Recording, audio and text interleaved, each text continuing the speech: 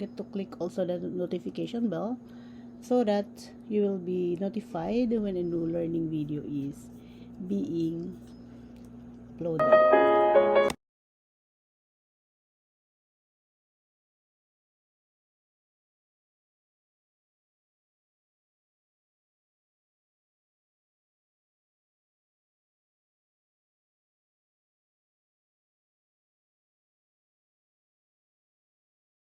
Today, we are going to talk about performance-based assessment, specifically the product-based assessment or the product-oriented assessment.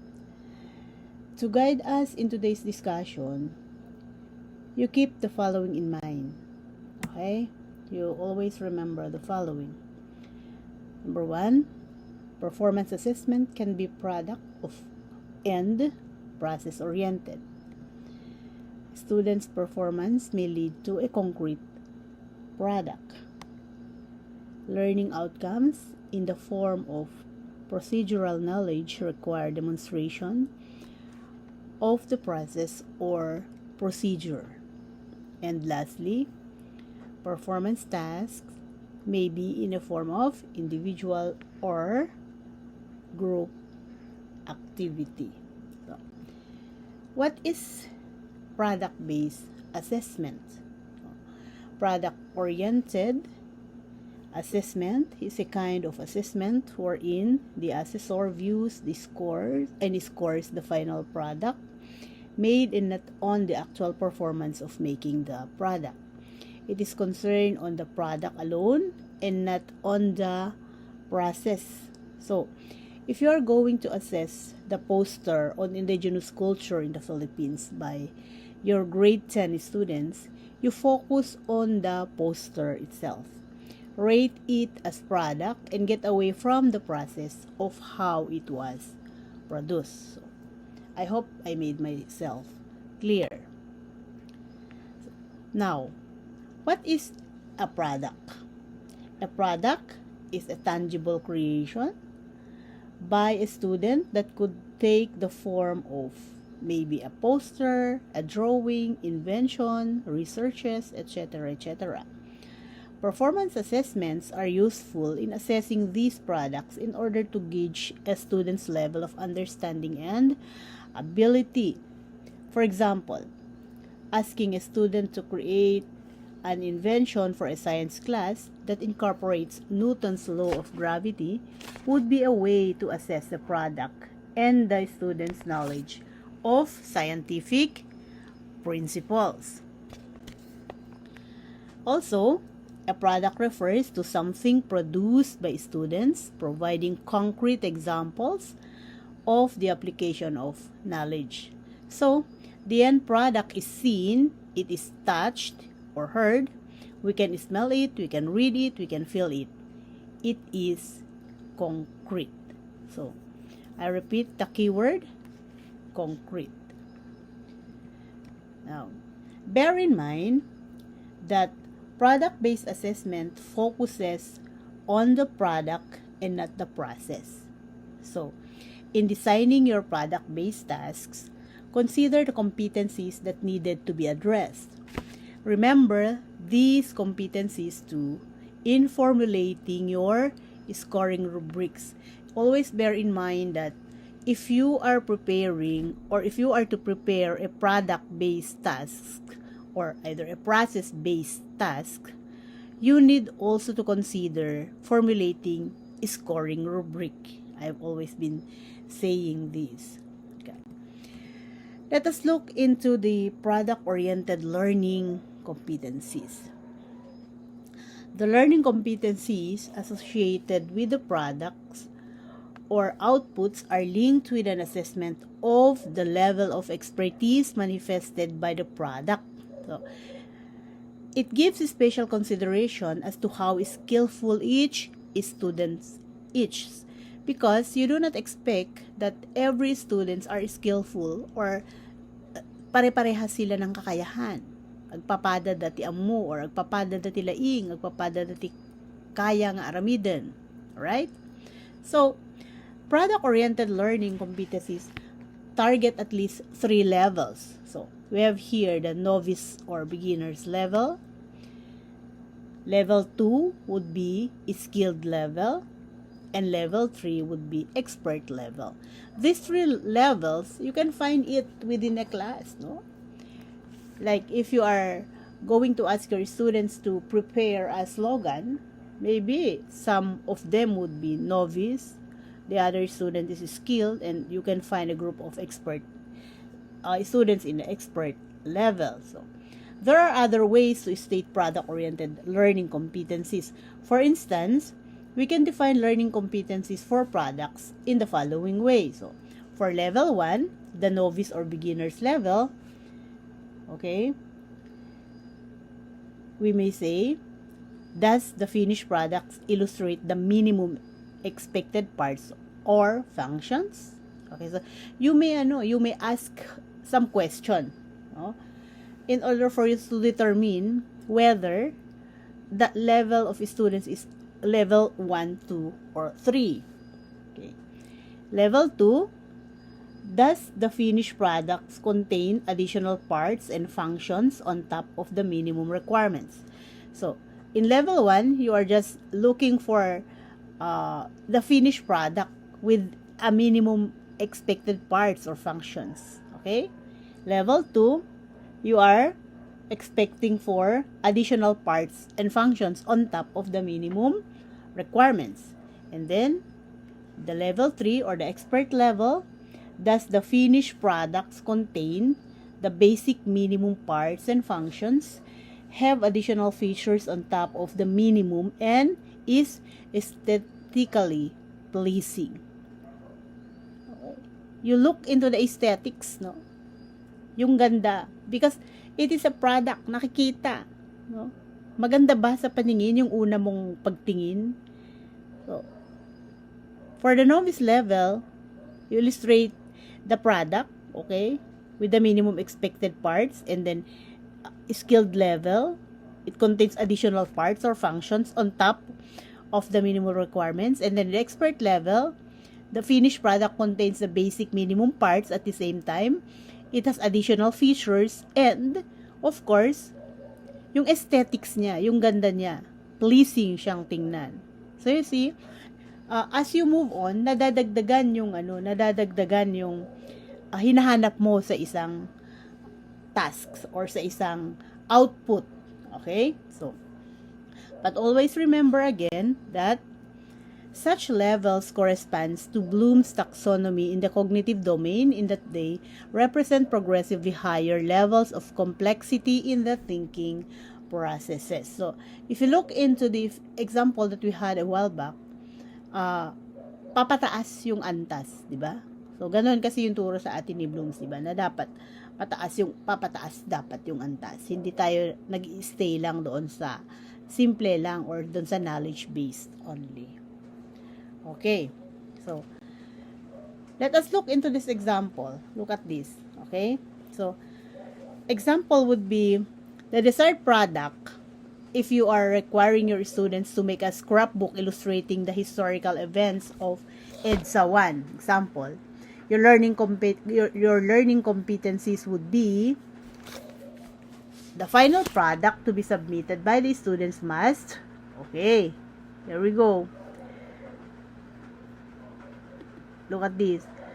Contain pictures, newspapers, clippings, and other illustrations for the main characters of EDSA. So, this is for the beginner or the novice level or level 1, no? So, ang hinahanap mo lang dito ay mga larawan lang na ginupit or illustration na may kaugnayan doon sa mga pangunahing characters doon sa EDSA like Koreakino, okay? Cardinal Sin, okay? Tapos yung iba pa. We have Enrile, etc. And then, dito sa level 2, the skilled level, ano ngayon ang hahanapin mo? Okay, so, the scrapbook must contain remarks and captions for the illustrations. So, in here, only pictures, right? Or illustrations. But, in skilled level, you need to put some remarks or captions. Okay. And then, in the expert level, here, says here, be presentable, complete, informative, and pleasing to the reader of the scrapbook. So, aside from putting some pictures and clippings, you are also required to put some remarks and captions on it. Expert level here desires your scrapbook to be presentable, complete, informative, and pleasing. So, the aesthetics again. We have the X factor, no, in your activity that is expected of you. Okay, let us look into this. We have listed some example of learning objectives here that falls under the product-based assessment. So, halimbawa, nakagagawa ng isang proyekto gamit ang iba't ibang multimedia at technology tools sa pagpapaunlad ng mga batas, pagpapatupad ng mga batas sa kalinisan, kaligtasan, kalusugan at kapayapaan. So, sa pamamagitan ng learning objective na to, meron kang nakikitang isang output na magagawa mo, no? Isang nakikita or nahahawakan, okay? Isang konkreto or concrete na output. Okay? Isang product. Okay. Another one, write coherent review of literature. So the product expected here is a review of literature, a copy of the review of literature. Okay, prepares a physical activity room. So the end product would be a room that maybe you have prepared for a certain activity. Another one, formulate multiple choice test items aligned to the learning outcome. So your product or your product or your output here is a list of test items. Okay. And then develops a scoring rubric for an oral defense of a research paper. Your expected output here is a scoring rubric. And then makes a lesson plan following the inductive lesson development. So the output here is expected to be a lesson plan. So in here, as a teacher, if you give this task to your students, you should also score them based on their product, the output, and not the process on how they made it. How did they come up with this certain output? No. Get away from that, because what you are assessing is the output or the product alone. Okay. How should a teacher assign or design a product-oriented performance-based assessment? So, how are you going to design it? Okay. Considerations in task designing. So, how would a teacher design a task for product-oriented performance-based assessment? The design of the tasks in this context depends on what the teacher desires, okay, to observe as outputs of the students. So, depending on what you desire to assess, then you can consider now task designing, no? So, the concepts that may be associated with task designing may include the following. They have complexity, which means that the project needs to be within the range of the ability of the students. So, the level of complexity of the project needs to be within the range of the ability of each student. So, hindi siya masyadong mahirap, hindi masyadong madali. Kasi, lagi dapat nating iisipin na ang ating estudyante ay binubuo ng maraming katauhan, maraming kakayahan, no? Maraming klaseng tao yan, hindi isa. So, dapat kaya ito ng pinakamahina sa klase at kaya din ito ng na-enjoy din naman ito ng pinakamadunong sa klase. Okay? So, projects that are too simple tend to be uninteresting to the students, while projects that are too complicated will mostly likely to frustrate the other group. Okay, so prepare a task that is complex wherein both the students at the lower, sabihin natin, hindi masyadong madudunong, okay, and then yung masyadong madudunong naman ay hindi masyadong maapektuhan, no? So, if it is too simple, it may be interesting, no? But if it's too complicated, it will most likely become a frustration to some also. So, always consider complexity. Another consideration is the appeal. Okay, it's very important So, the project should be interesting enough to motivate the students to pursue the task. Motivation is very important in giving tasks like this, no? So, the project or activity must be appealing to the students. Okay. It should be interesting enough for all of them to be inspired to pursue the task to completion.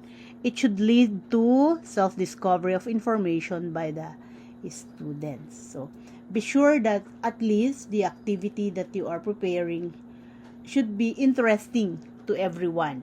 Okay, not for few. And then, you also consider creativity. It's very important, no? So, encourages students to exercise creativity and divergent thinking. The project or the task needs to encourage students to exercise creativity. Given the same set of materials and project inputs, how does one best present the project?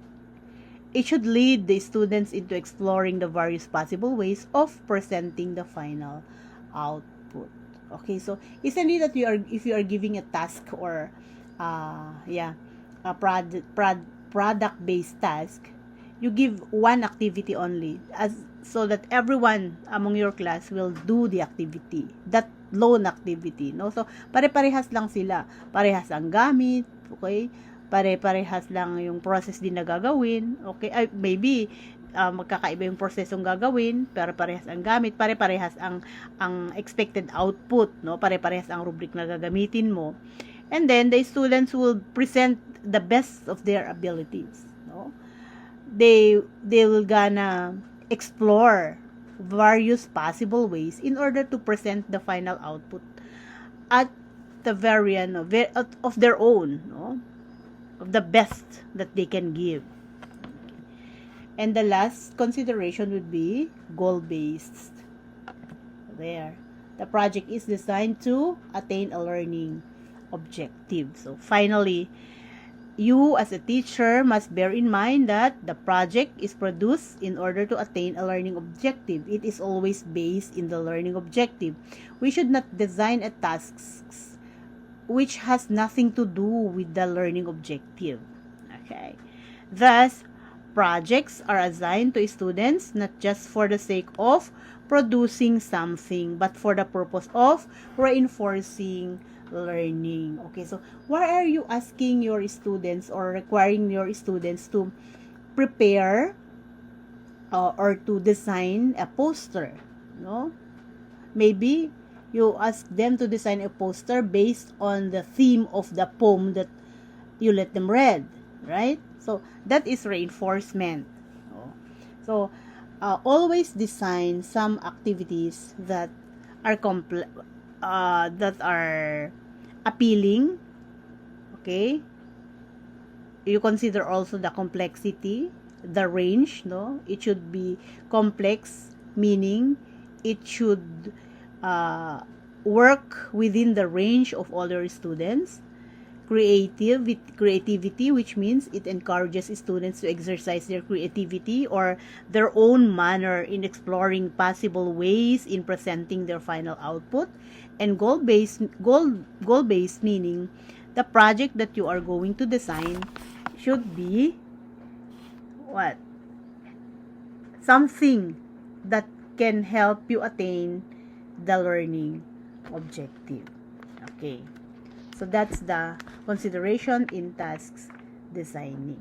So now, as I'll always say in our previous lessons, that designing a scoring rubric is very important, especially when we talk about performance-based assessment or the authentic assessment, which includes, of course, product-based and process-based assessment. So always remember that scoring rubrics are descriptive scoring schemes that are developed by teachers or other evaluators to guide the analysis of the products or processes of the student's effort. Okay, so this will help you in evaluating or grading or scoring the output of your students. So, huwag niyong kalimutan lang kung sinasabi na palagi ninyo itong ipakita or i-explain sa students bago yung activity. Okay? So that they will know where to focus, no? And what to expect. And then, a scoring rubric is an efficient tool that allows you to objectively measures, yan, the word objective, objectively measures students' performances on an assessment activity. So that the grading or the scoring will be fair, always prepare and use a scoring rubric. Okay, let's look into these types of performance or the product now. So, in this column, you can see that the types of performance, like constructed objects, written essays, themes, reports, term papers, other academic products that demonstrate understanding of concepts. So, these are the example activities or the example tasks that you can give your students, or the outputs that you desire the students to bring on, no? A wooden bookshelf, a set of wells, watercolor painting, laboratory report, term paper, model or diagram of a structure, lesson plan, scoring rubric, and dance performance. So, if you look into the example output from these types of performances here, you're gonna realize that, yeah, these are concrete outputs, no? Nakikita mo, nasisilayan mo. So, if these are the example outputs that you desire from your students, what scoring rubric are you going to prepare, no? So, this one, the criteria setting, it is very important for you to set the criteria of your scoring rubric. So, the criteria for scoring rubrics are statements which identify what really counts. Alin talaga dito yung bibigyan natin ng score, no? What really counts in the final output? Is it the quality? Okay? Is it the aesthetics? Is it the accuracy? Okay? The creativity? So, don't forget that in setting your scoring rubrics, you have to consider the criteria, and this criteria should address the output itself. Baka naman ang chine-check mo ay output or product, samantalang ang ginagamit mong criteria in grading a process-based assessment. Sabi nga natin, kapag product-based, ang tinitingnan mo lang dito ay product and not the process. So, be careful with that. So, the following are the most often used major criteria for product assessment. So, it might help you in preparing your rubrics. So, in here, we are using these major criteria like the quality of the output, no? The creativity, how creative the students are in preparing that certain output. Comprehensiveness, okay?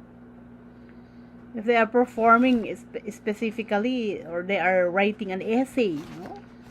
Accuracy, okay? We have aesthetics, no? So, from the major criteria, if you have decided that you're gonna go with this major criteria, the next thing that you do is to identify sub-statements that would make the major criteria more focused on the objectives. Okay, so let's take this example.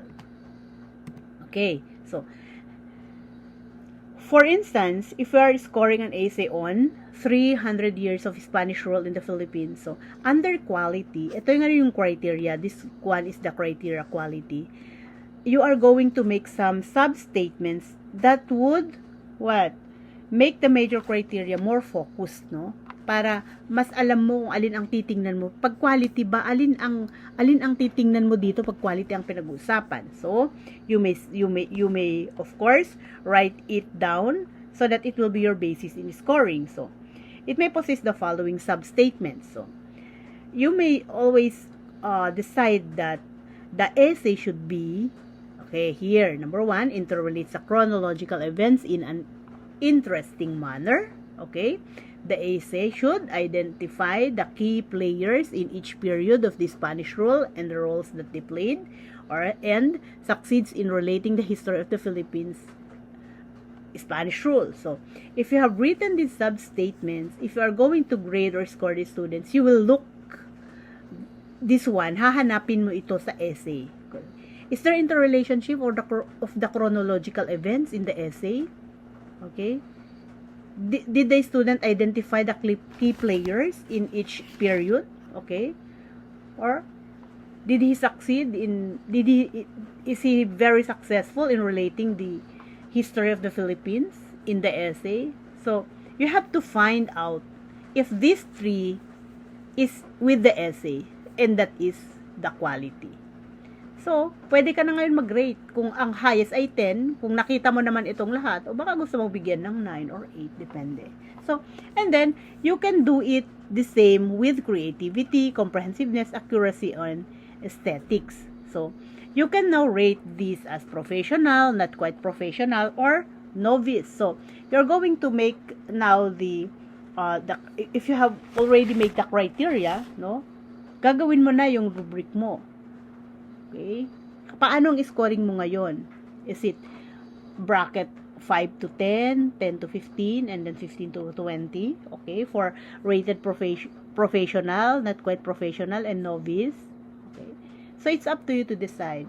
What is important is, the important consideration here is, if you are designing a scoring rubric for product-based assessment, you have to remember, put it in your mind that focus of assessment and objective should be the product, this one, and not the process.